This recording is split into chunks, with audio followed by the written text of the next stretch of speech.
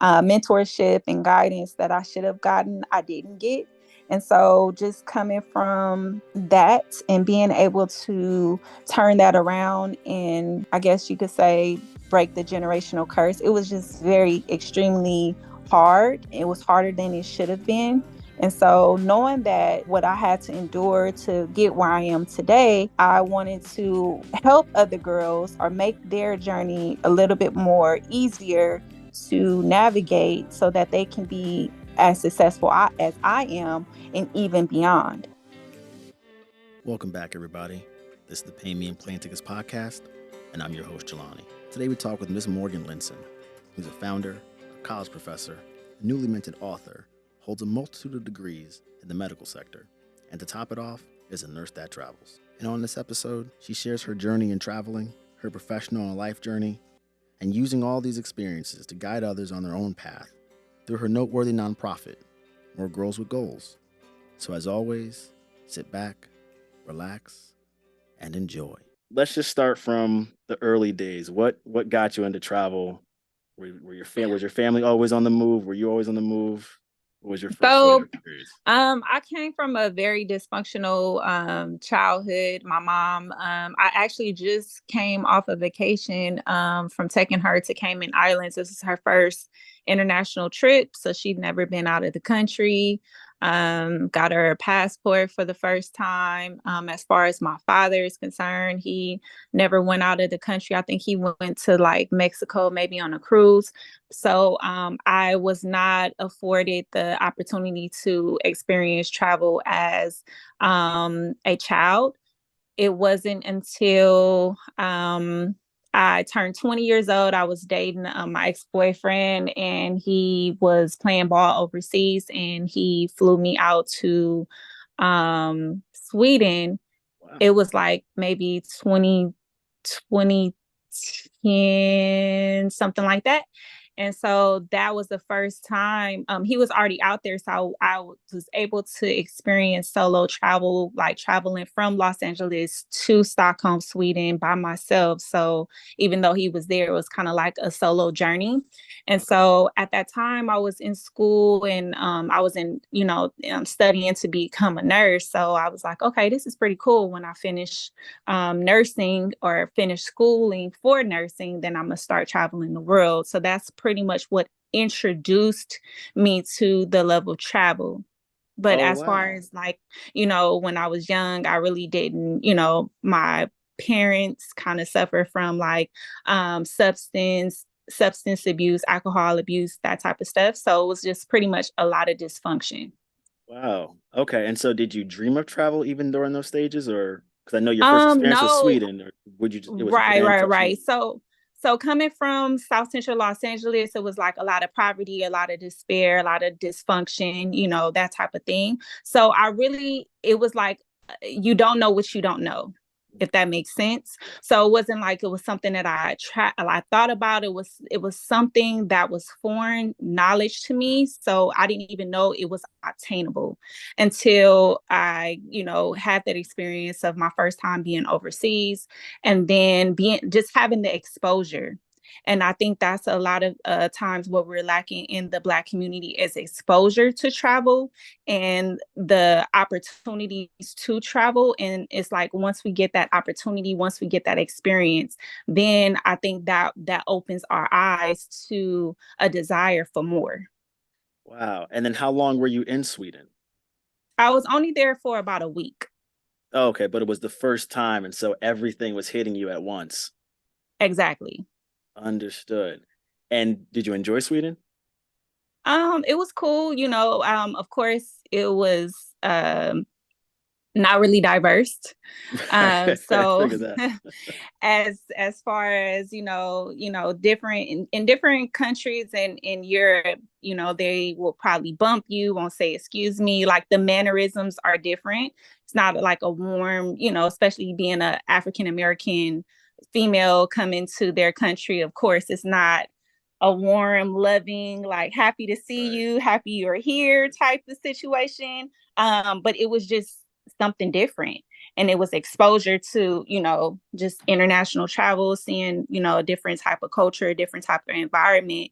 that kind of opened my eyes and broadened my perspective about the possibilities of traveling.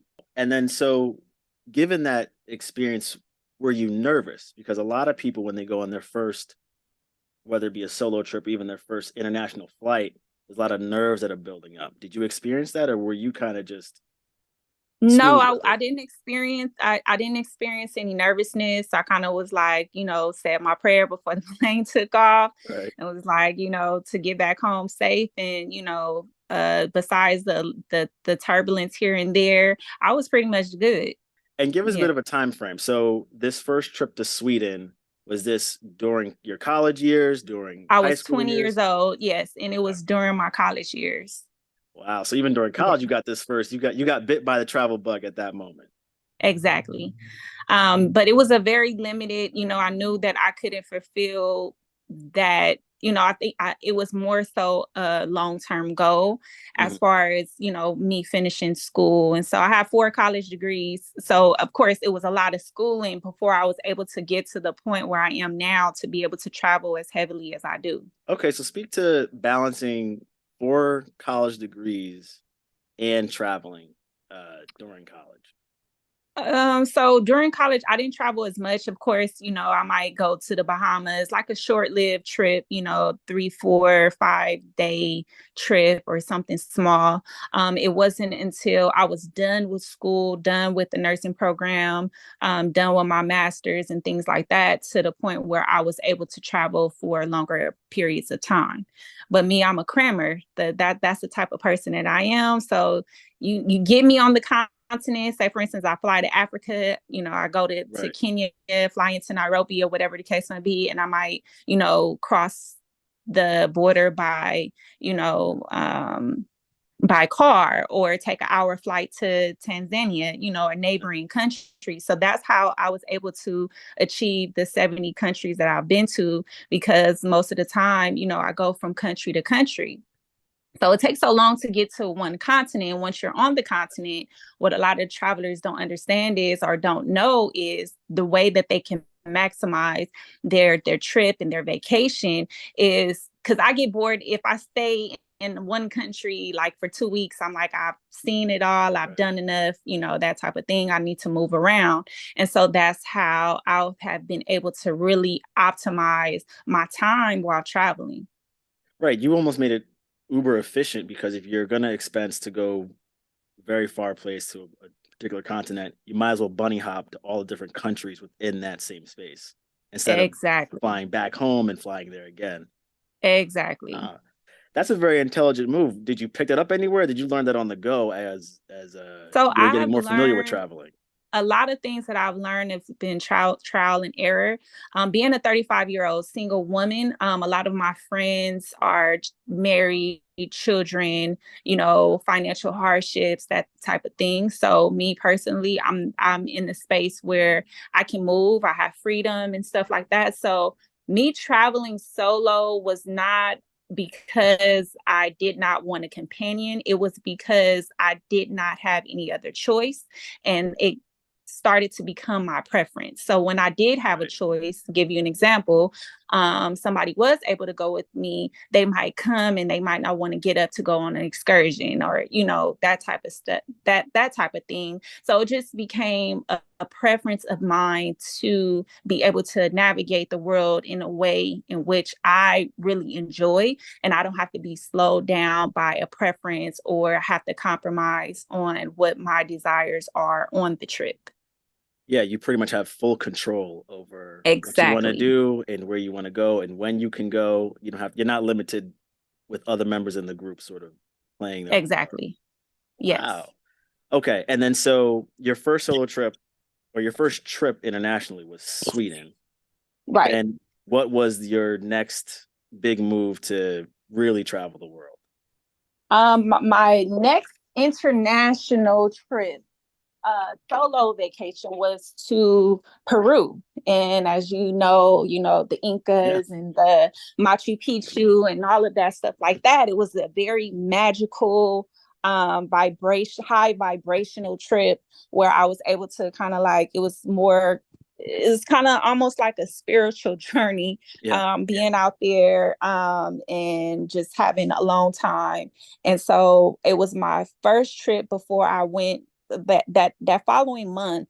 I had went to Africa for the first time, which was Kenya for the first time, solo as well. So it was just it was like a euphoria every time I would get on the plane, land in a foreign space, have the time, like the ultimate experience is what I call it, and that's what I named my book.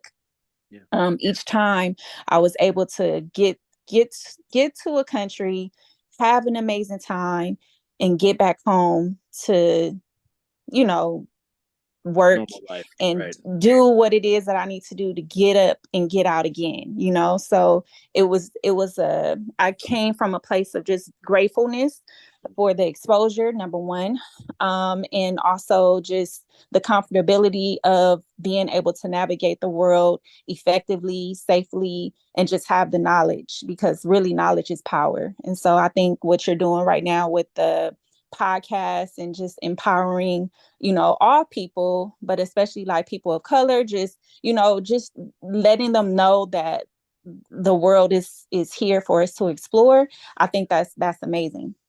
No, I think what you're doing is amazing as well, because one thing that I've noticed with a lot of travelers, and we mentioned this a little earlier, is your bubble gets burst. So you kind of grow up in the American system or the American way of thinking, but then once Mm-hmm. you get outside of um, that particular bubble, you actually get to see the world is a lot different, and you get to learn the little ticks and tacks that don't necessarily fit what we grew up with, but now Right. we can see maybe it's better if we apply this method or even accept this new way of thinking. So Right.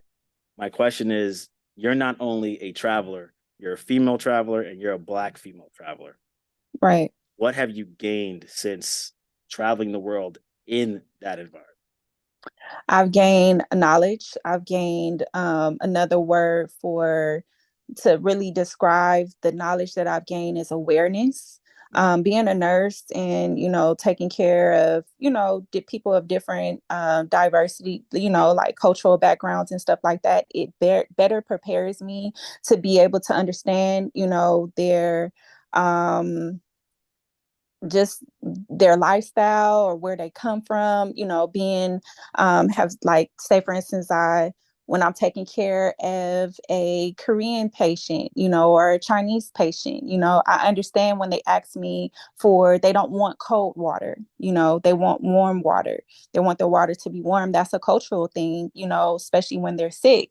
And it's just different things that I've been able to experience firsthand, has helped me to be a better person, helped me to be more grateful, especially seeing all of the disparity and all of the lack of resources in so many other places. And it kind of opens our eyes to know how fortunate we are here, and to be more sensitive, of course, culturally sensitive.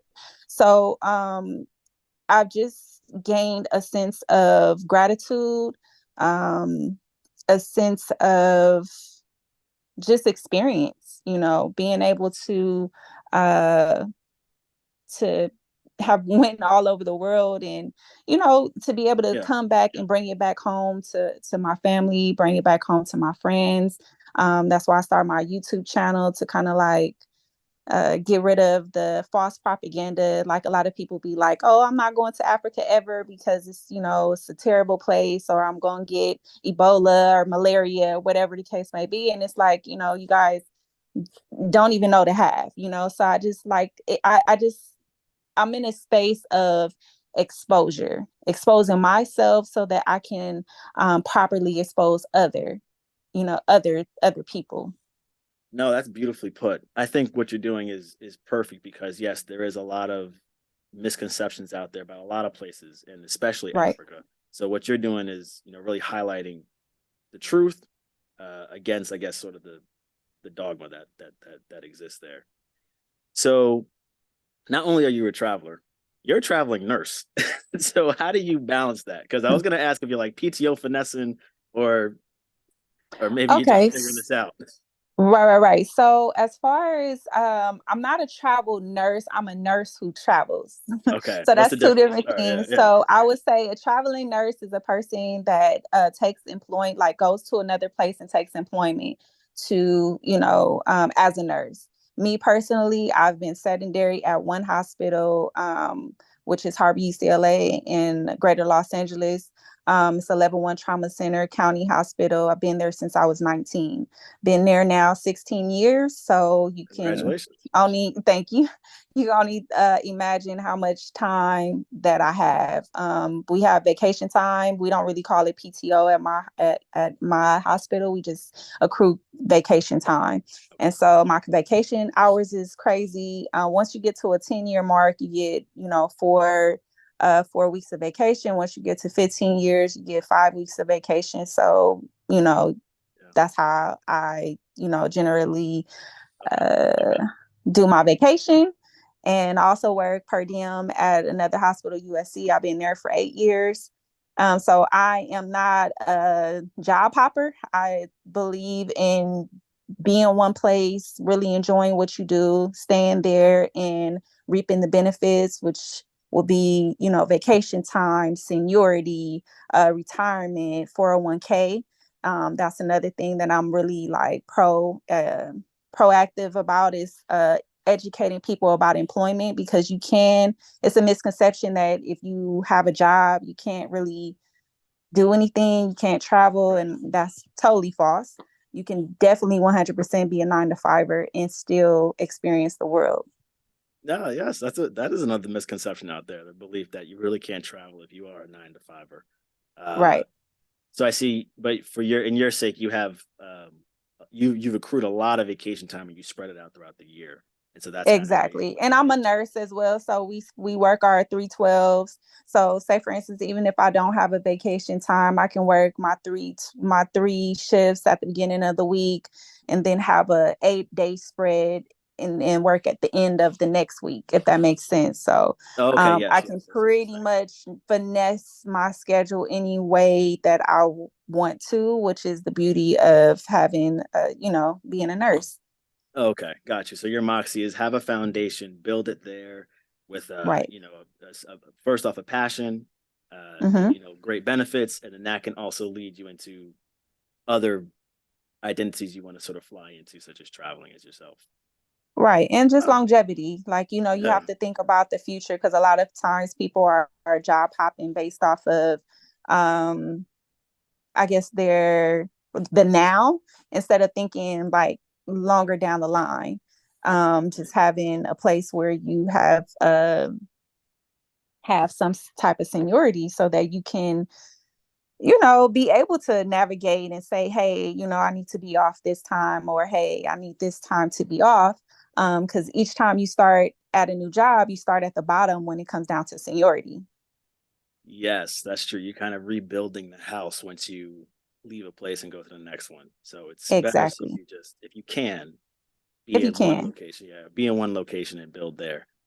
So, Exactly. being a nurse who travels, how did you? Was it always your passion to get into nursing? Yes, it's always been my passion. I started off as a nursing attendant. I did a course when I was in high school. And so, of course, you don't really have like big goals and aspirations Right. at that time. I was like 15, 16 years old. So I knew I had a nurturing spirit and I can take care of people and stuff like that. So once I got into the program, graduated, and started in a convalescent home, I saw, looked around, all of the nursing attendants were, African American, and all of the registered nurses were, Asian or white or whatever. And I just saw the mistreatment and mishandlement of the patients. And I'm like, okay, how can I be a part of the solution to ensuring that, they are taken care of properly? And so that drove my desire to go back to school, because I was going to start school anyways, but it drove me to start my prerequisites for the nursing program, and the rest was history. Wow. And then you even took it even beyond that because you even got accelerated in different degrees in nursing as well. Yes. So I have my Associates of Arts degree in Interdisciplinary Studies. So that's where I started And then that was that opened the door for me. I did my prerequisites to be able to get into the nursing program. So once I got into the nursing program, I graduated with my Associates of Science degree in nursing. And then from there, I graduated with my bachelor's degree in nursing. And then my last degree was a master's degree. I'm sorry, a master's of science degree in nursing with an emphasis in leadership and healthcare systems. And I actually start school on the 15th to start my doctorate degree in nursing with Congrats, emphasis, congrats. yeah, in education, because I'm a professor as well. So I teach nursing now at Yes. El Camino College, which is, the local college here in Torrance, California. And so, yeah, so that's my fifth and final degrees. Nothing else I Are can you get after sure? that. Yeah. And I Okay. really love education, so that I think that's the driving force between I think that's the connecting piece between my travels and also just education, just Yeah. educating people, educating myself, always seeking more knowledge and understanding. That's what is I'm passionate about. Yeah, you are truly the version of like bridging the gap between what's Hmm. unknown to what's known. You're going out there in the field learning these things while you're on your travels, also while you're in university, seeking higher knowledge, and then you're kind of educating it to the others who just do not know, and you're kind of doing it in a much, I believe, a easier funnel and a funner funnel to take it to accept it in, with travel being as the visual. Yes. That's wonderful. Okay, so to lean more into your traveling life, do you have a particular top five of Of all the travels you've course. been? Oh, okay. Lay it on Of us. course, of course. So, my number one is Kenya. I just took my girls from an organization to Kenya last month. We had an awesome and amazing time. I support a orphanage out there. It's called the Shining Store Children's Home, and Okay. so I took them out there for us to volunteer. We brought, clothes, shoes, books, backpacks, and things for the children. And the reason why I choose Kenya, and Kenya is always my go-to no matter where I go in the world. First of all, it's on the motherland continent. Of course. That's number one. Number two is very safe. Well, every place has its, dangers or whatever, but to me it's Nairobi is a safe city and one of the safest cities on the east of Africa. It has incredible wildlife, so I'm an avid animal lover. I love a great safari. So if you ever want a really, really great safari, you need to go to the East Africa. Okay. On top of that, it has massive culture. So, the Maasai tribe is one of Yeah. my favorite tribes to date. Um, and so, good food, good people, nice, good scenery, good hospitality. So that's number one. Number two would be Tanzania. Okay. Tanzania has the mainland, which is Kilimanjaro. If you ever seen Lion King, that's where the Lion King was depicted from, the Serengeti. So the Serengeti is in Tanzania. Um, so that's that. And then on top of that, you have Zanzibar. Zanzibar is the island right off of the mainland. Incredible blue beaches you never seen in your life. It's comparable to like the Maldives or, just it's incredible. And they also have massive culture. They also have the Maasai tribe. They also have a lot of history there and a lot of things that you can learn. I would say number three would be, uh, I would say Peru. Peru is one of my top fives. Okay. Very magical, a lot of culture. So I'm always culture, because that's what I really love. Good food. It has really incredible food out there in Peru. A lot of history, of Okay. course. It has Machu Picchu. So that's that. I also went to Japan this year in April. Very clean, very amazing country, very nice people. A lot of things to do there. They are so advanced with tech. Yes. Yeah, they're very advanced with technology.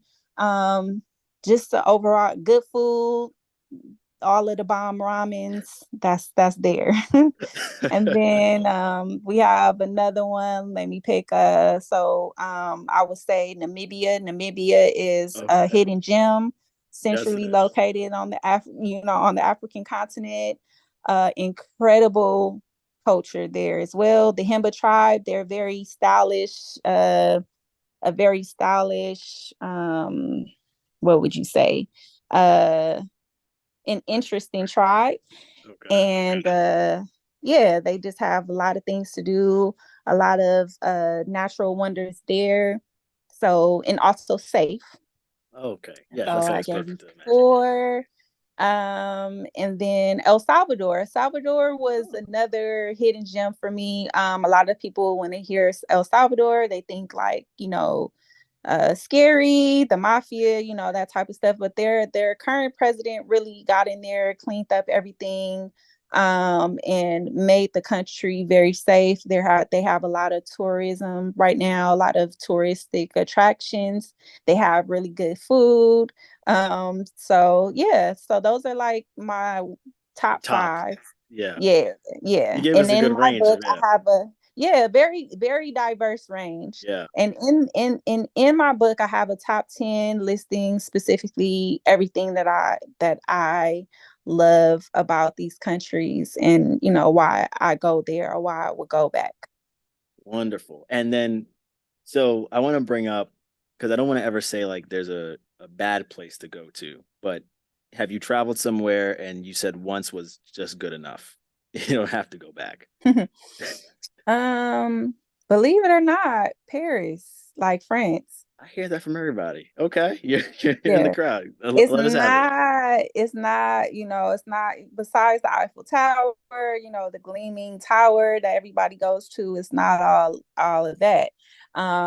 We actually had a layover, and I took the girls there. We had a layover there, and they were so excited, like, oh, we're going to Paris, and all of that stuff. And when they got there, they was like, when we leaving? And they got bumped a few times, just things like that. The ill-mannered Mm, people there, kind of like, why are you in our country type of thing. They have certain parts that are not so clean. um the food is not that great. So I think that's just like a overrated country, overrated. that Okay. went there and I was like, yeah, okay, this is nice. Saw the tower and I was like, okay, I'm good. You got the picture and moved on. So, all right, never want to Right. go back. I want to go back to you're not only a nurse that travels, you're not only a solo traveler, and you found ways to explore the world in different at different times. You also manage your own nonprofit business. Um, Yes, am I going to pronounce it right? More Girls with Goals, right? 'Cause I know it's a that play on is your right. name.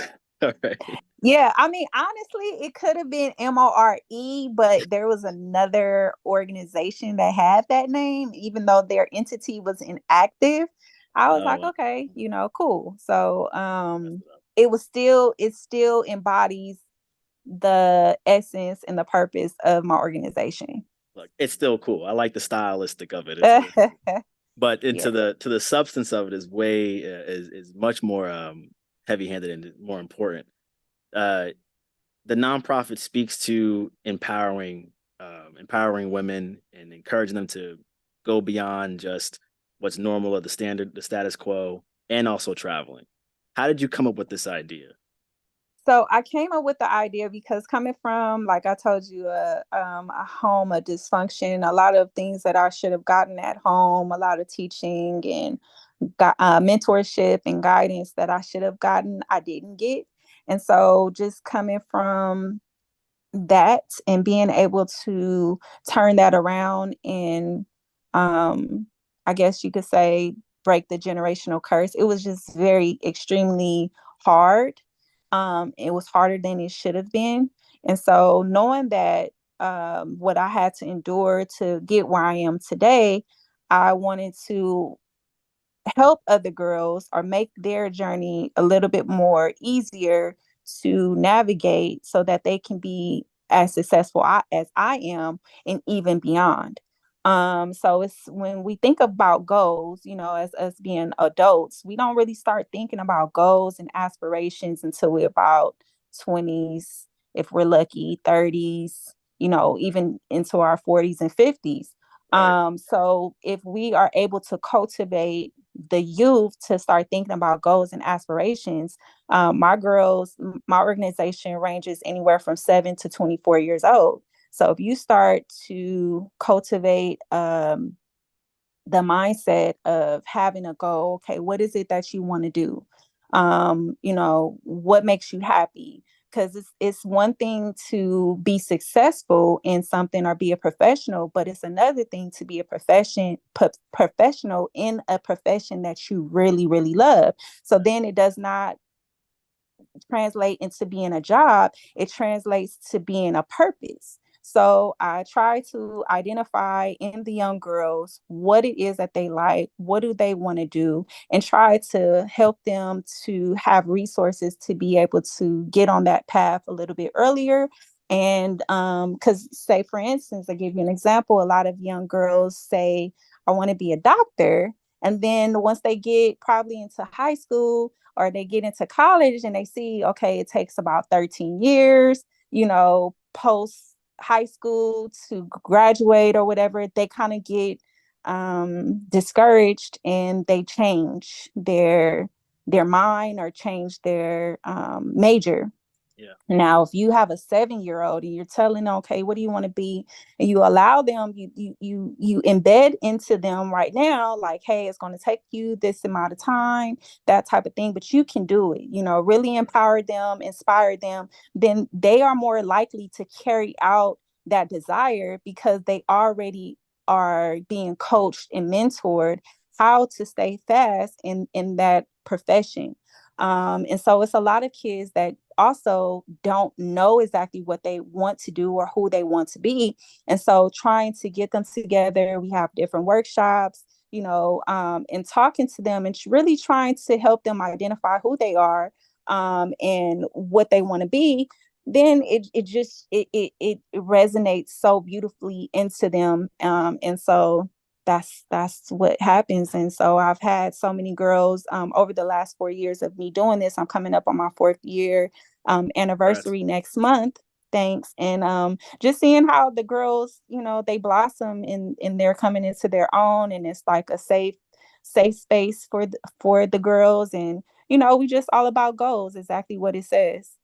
Right. So it's a safe space and it's also a way for you to sort of impart direction and discipline at a young age so that when the news hits of okay, how do you become a doctor? It takes this amount of X amount of years. They're not so daunted with that weight. Right. They understood it.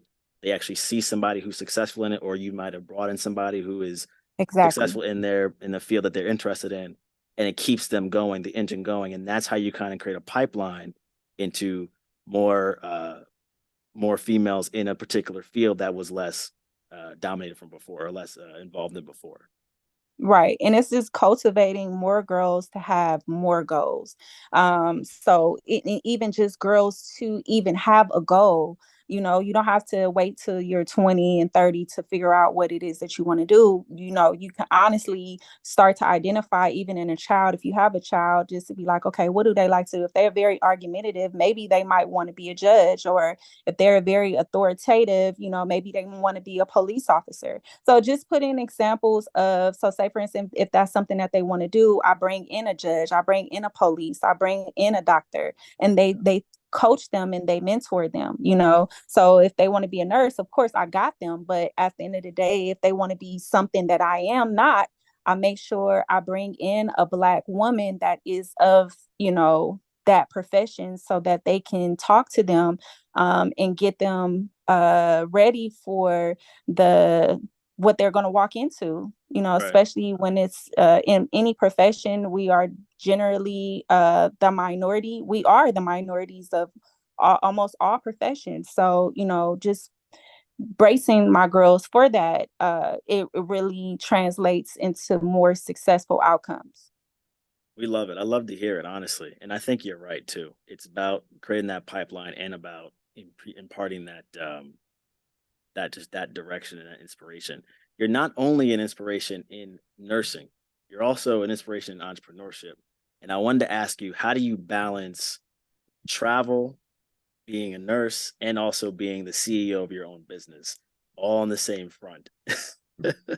And Um, you added another one to it, but we'll get to that later. But those three, how are you balancing all of it? Um, it's a passion, so it really doesn't translate into a job. It's like I wake up and this is what I do. As far as being a nurse, I can do that with my eyes closed. I love it. So I walk in the hospital, I'm ready to get my shift over with, and when I walk out of those doors, I leave. I leave it there. You know what I'm saying? I come in, do my job effectively, know that made a difference. I provided education. I provided um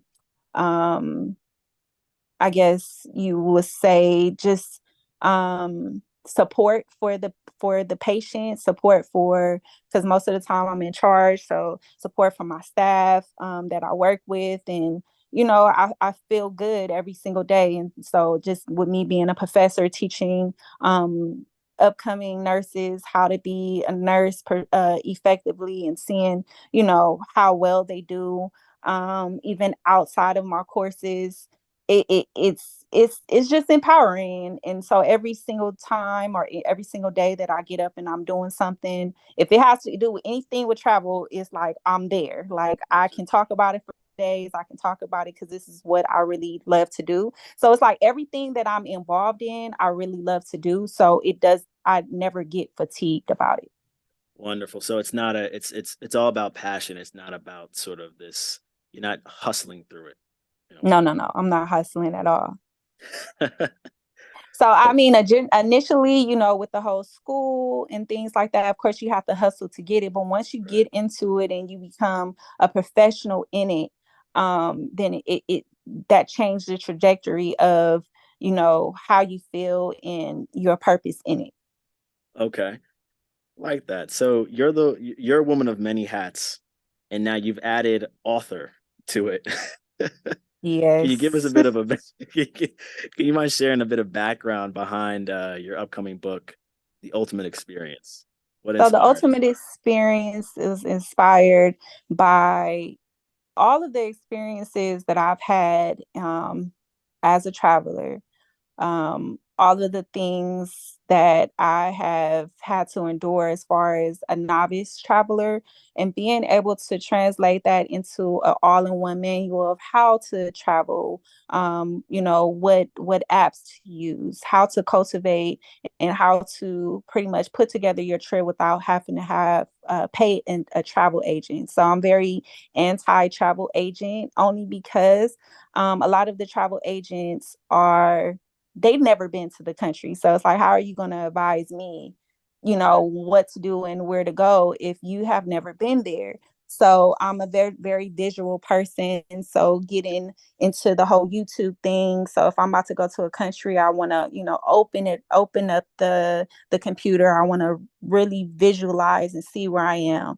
I want to use the hashtag on Instagram and really get that inspiration, and see myself there, really visualize myself there, having a good time and being safe. And, that really drove me to kind of like put it all in one book and kind of give it like A through Z Okay. manual of how to navigate the world safely, effectively, and also give people the options of knowing the education behind it. Because a lot of times people go places and they are not knowledgeable about the culture, not knowledgeable about the customs, about the rules and regulations and things like that, even about the um, I guess you would say immunizations. Yeah. I talk about all of that in the book because I'm about health and wellness and also knowledge. So just putting that all in the book and just just really Putting it out just there. putting it out there and just telling people like you can do it. This is what I did, this is what I used. Use what you will, but this is like an A through Z manual, and that's exactly what my book is. I'm so glad you're writing this. Now, I wish I would have had this book. I went to Ghana just last year, and it Mm-hmm. wasn't. about maybe a week before I had to fly off. I didn't know you needed a visa and you needed all these Whoa. shots. So I had to Yeah. bum rush and get all this done within about a week, and it was a painful week. By the time I got to Ghana, I was just exhausted. Right. Right. Yeah. That book would have came in handy. And so it, in that, and even in that token, one time I created a trip for me and my friend. This is before I really started getting to solo travel. And so we were both RNs. We had the money, and I told her where I wanted to go, told her I was going to create the trip for us. And she went ahead and sent me the money, and I did all of this stuff. And I did not check the entry visa requirements. And sure enough, we got to our layover in San Francisco, and we went to board our flight to go to India. And they were like, can we, can you give me the visa? And I'm like, the visa. And I Right. just felt impending doom right then and there. And so, we missed the flight. We had to purchase another flight, but, luckily we found an emergency visa um, agency in India, and they sent us our visa in 24 hours. So, just things like that. Knowledge is really power. So, and really educating people about, just all around everything that's needed is really imperative. Yeah, knowledge can make your trip a lot easier, a lot 100%. smoother. That impeding doom could have 100%. been avoided. Yes. So we know the book comes out September 17th. Do you have anything else that's on the horizon? Any other trips or maybe any other business ventures? So I'm probably gonna fly out in like maybe a week and a half. I'm thinking about going to St. Lucia. I start back teaching on the 31st and start school next month as well. So I think I'm gonna do my last hurrah for a little bit. I'm gonna still travel, but it won't be monthly how I usually, because most of the time I travel every 1 to 2 months to a Okay. new location. But yeah, nothing really that I can think of. I'm just gonna be, promoting the book and Okay. probably do a book tour as much as possible with me still working my jobs, all the jobs that I do. But yeah, Your hands are full, so it's understandable. pretty much. Yeah, my next piece that I'm going to put out is going to be a travel planner. So we have, the manual where it's going to tell you how to travel, and then, I'm going to put out something that will help people create an agenda or a timeline to really execute their goals. Wonderful. Actually, I think that sounds pretty good too. I like the sound Yeah, of that, a travel planner. Yeah. So yes. on the podcast, we have these sort of pay me in plane tickets quirky questions to kind of get you and get your sort of your personality as you travel. So a little Okay. quick on the spot one. So let's see what you come up with. All righty. All right. I'm So you ready? Yes, So if you had to be paid in plane tickets, which airline are you choosing? Delta. Ooh, okay. Why And Delta? that's I would say that's more domestic. That's within the states. Okay. So if it was international as If it's well, international, I actually flew Qatar for the first time with my group, and I was very pleased. okay. Another one that I can say that I'm pleased with is Emirates. Yes. Yes. Emirates is definitely for the fly girls and boys. Um, so yeah, those two I would say.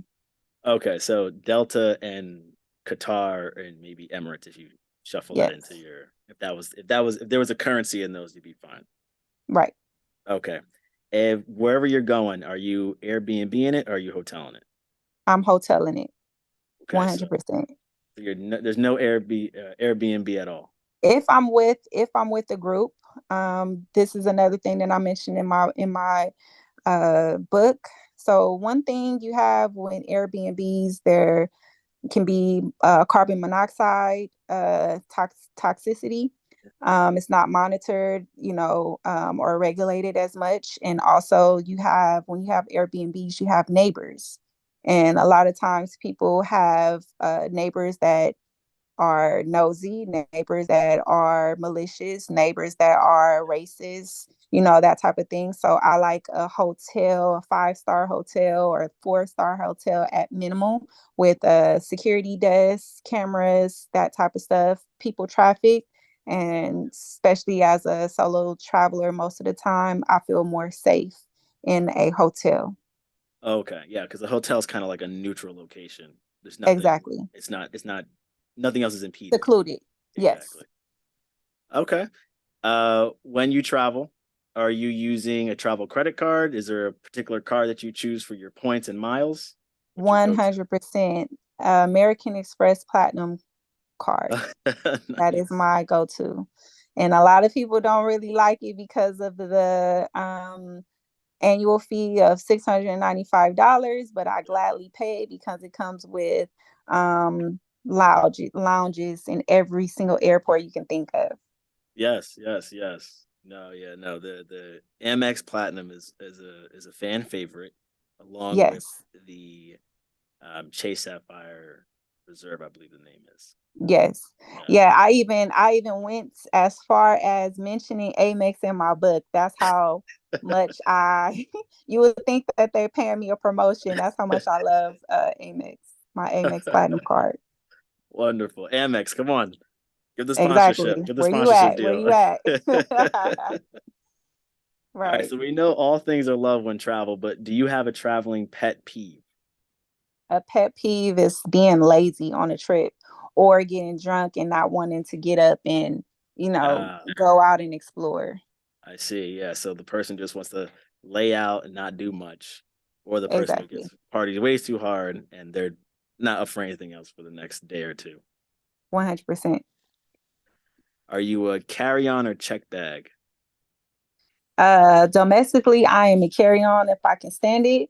Mm. And if I'm international, 100%, I am a check bag because there is no way that I can fit all of my outfits into a carry on. So you're not a minimalist. You're like, whatever I can fit in this is what's gonna have to happen. 100% And so when you get on the plane, are you choosing, if you could choose, window, aisle, or middle? What do you pick? window. Oh, okay. Not too bad. You pick 100%. window. Because I first of all, I'll be knocked out on a plane, so it gives me a something to lean on. Uh, And secondly, I like to look at the clouds and mm. kind of see what's going on down there on Earth from the sky view. That's a good choice. Good choice. I'm an aisle guy, but we'll take you in as for the window. Yeah, And so, last one, if you had to pick a one location to travel to for the rest of your life, which place are you going to? I think I could guess it, but which place are you picking? 100%. I would just say, can I choose a continent? You, you know what? You never. Yeah, sure. Let's go continent I would say definitely Africa, and I would just travel through throughout the whole place. the whole 54 countries. You have pretty much have a whole pool to go through. Right, And I'm right. assuming And Kenya it's would be the top choice. right. Wonderful. Okay, you beat it. You got through the seven deadly questions. Okay. Yeah, that I was like, okay, what's next? you were gearing up. You were just getting warmed up and Right, ready for it. right. That's No, but that wonderful. was good. No, no, no, no, no, Morgan. I know you're a busy lady, and so I just want to thank you for coming on. It's just a pleasure to have you on and seeing your story being told through all the different mediums, whether it be through being a nurse, being a professor, YouTube, and also through the nonprofit Mor Girls with Goals. So it warms me up, and I'm just so excited to see you kind of flourish even beyond that. Thank you so much. I really appreciate that. No worries. It was just a pleasure talking with you, and what you're doing is dope. So I'm just happy to be a part of it. Thank you, Morgan. Thank Appreciate you it. so much.